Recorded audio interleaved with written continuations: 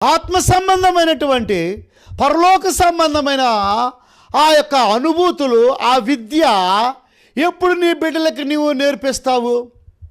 కనుక గమనించాలి, వారికి సెల్ ఫోన్లు ఇవ్వకోకుండా వారిని దైవ బైబిలో 10 ఆజ్ఞలు నేర్పుచు, ఏమండి కొండ మీద ప్రసంగం ధన్యతలు నేర్పిస్తూ, అలాగనే బైబిల్లో ఎన్ని పుస్తకాలు ఉన్నాయో, ఎన్ని గ్రంథాలు ఉన్నాయో, ఒక్కొక్క గ్రంథంలో ఏముందో చిన్నప్పటి నుంచే వారి చేత పలికిస్తూ ఉండాలి. వారి చేత పలికిస్తూ ఉన్నప్పుడు దేవుని ఆత్మ కొంచెం కొంచెం కొంచెం వారిలోకి ప్రవేశించి వారు ఏమవుతారు? గొప్పవారు అవుతారు.